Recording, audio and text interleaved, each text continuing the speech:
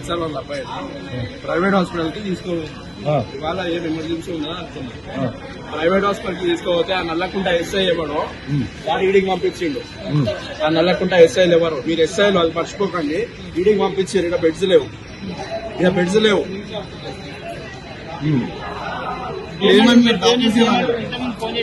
Emotional అవుతుంది. ఆ తల్లిని తీసుకొని వచ్చి రోడ్ మీద వదిలేసి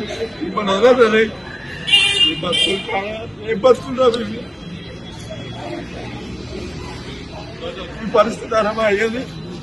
ఈ పరిస్థితి ఇది చూసిరుగా. ఇప్పుడు అబ్బాయి మాట్లాడడానికి కూడా ఇబ్బందిగా పడుతున్నాడు. మరి ఇట్లా ప్రభుత్వం తీసుకొచ్చి ఈ విధంగా చేయడం అనేటటువంటిది చాలా దారుణం. మాకు కూడా అసలు అన్న పరిస్థితి చూస్తుంటే చాలా దారుణంగా ఉంది. మరి ఇప్పటికైనా చూస్తాడు స్పందించి తక్షణమే ఇక్కడ ట్రీట్మెంట్ అందించేటట్టు చేయండి. లేదంటే మాత్రం వదిలిపెట్టండి. మేము అందరం చేసుకుంటాం. ఎట్టా ఒకట్లా ట్రీట్మెంట్ ఇప్పించుకుంటాం. 11వ రోజు ఈ రోజు ఆమరణ నిరాహార దీక్ష చేయడం. ఆయన ఆరోగ్యం బాగాలేదని ఆయన ఇబ్బందులు పడుతుంటే మాకు నిరుద్యోగుల తరఫున కొట్లాడుతున్నాడు కాబట్టి మాకు చెప్పగానే వెంటనే అతను ఇంటికి వెళ్లేసి ఆంధ్ర మహిళా సభకు తీసుకెళ్లడం జరిగింది. ఓయూ రోడ్ లో ఉన్నటువంటి ఆంధ్ర మహిళా సభ హాస్పిటల్ కు 108 గవర్నమెంట్ 108 తీసుకొని అక్కడ తీసుకెళ్లిన ఇది అక్కడ ఆయనకు ప్రైమరీ ఎయిడ్ చేస్తుండగానే అతనికి మాట కూడా సరిగ్గా రావట్లేదు.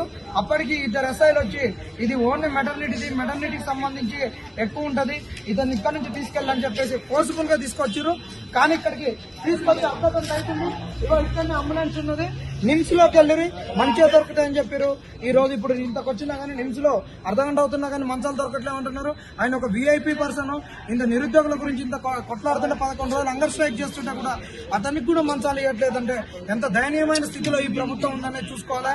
మరి నిరుద్యోగులు అక్కడి నుంచి చనిపోతుంటే కూడా వీళ్ళు ప్రభుత్వం నిమ్మకు నీరెత్తినట్టు ఉండి చనిపోమంటున్నారు.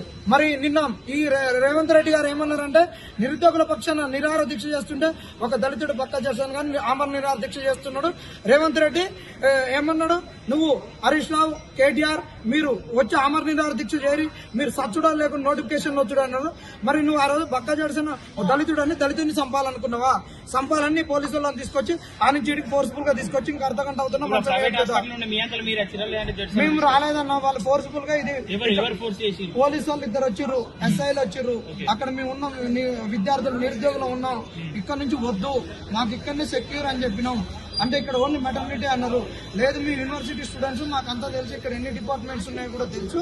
అంటే లేదు మీకు తెలుసా మాకు తెలుసా ఇక్కడ ఎక్కువ మెటర్నిటీకి సంబంధించి చెప్పేసి ఫోర్స్ఫుల్ గా గాంధీ పోమంటే గాంధీకి మేము పోమని చెప్తే నిమ్స్ కి వెళ్ళరని ఇమీడియట్ గా వాళ్ళే ఒక అంబులెన్స్ తీసుకొచ్చి నిమ్స్ కు పంపించారు. నిమ్స్ కు పంపిస్తే ఇప్పుడు మీరు కూడా చూసిరు పాపం వాళ్ళు ఏం చేస్తారు, మంచాలు లేవంటున్నారు. కరెక్టే. మరి ఇక్కడ మీరు ఒక వీఐపీకి ఒక 11 రోజులు హంగర్ స్ట్రైక్ చేసినటువంటి వ్యక్తిని మీరు ఇక్కడికి తరలిస్తున్నప్పుడు మీకు పోలీసు వాళ్ళతో ఇక్కడికి పంపించినప్పుడు మీకు ఇంటెలిజెన్స్ కూడా చెప్పుద్ది కదా. మరి ఆ వ్యక్తికి ఒక మంచం ఏర్పాటు చేయాలని చూడొచ్చు కదా. మరి అదే అంబులెన్స్ లో మరి శవాన్ని లెక్క ఇంటికి పంపిస్తారో చెప్పండి, ఏదో ఒకటి చెప్పండి, తీసుకొని వెళ్తాం. ఇప్పుడు మేము వాళ్ళ మీ దగ్గర ఏముంటది, వాళ్ళైతే ఇప్పట్లో ఇప్పుడు ఒక మంచం తయారు చేయలేరు కదా.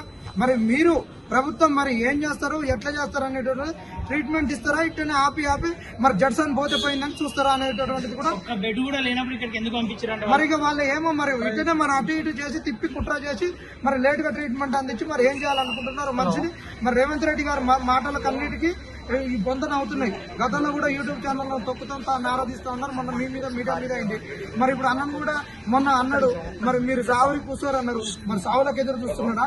మరి ఆ సావు జడ్సన్ అన్న సావు కావాలనుకుంటున్నాడా? మీరు ఏం చెప్పాలనుకుంటున్నారు? ప్రభుత్వం వేసజాలకు పోకుండా జడ్సన్ అన్న తక్షణమే కాపాడుకోవాల్సిన అవసరం ఉంది. ఒకళ్ళ నువ్వు మేము ఆడ జోలె పట్టుకొనైనా మేము ట్రీట్మెంట్ చేయించుకుంటున్నాం. మీ వల్ల కాదంటే చెప్పారు మాకే. మేము మిమ్మల్ని వచ్చి ట్రీట్మెంట్ చేపియమని అడగలేదు. మీ వల్ల కాకుండా మీరు వదిలిపెట్టరు. మా మానను మమ్మల్ని వదిలిపెట్టండి. మాకు నోటిఫికేషన్ ఏది ఇవ్వట్లేదు. ఆయన అడిగిన డిమాండ్ నెరవేర్చలేదు. ఆయనను కాపాడుకున్న బాధ్యత మాది. ఆయన మేము కాపాడుకుంటూ అని చెప్పినా మరి మీరెందుకు ఇంటర్ఫైర్ అయ్యి ఫోర్స్ఫుల్ గా తీసుకొస్తున్నారు? ఇప్పుడు మీరు ఫోర్స్ఫుల్ వదిలిపెట్టేయండి, మేము ఏడ చేయించుకుంటాం, మేము చేయించుకుంటాం.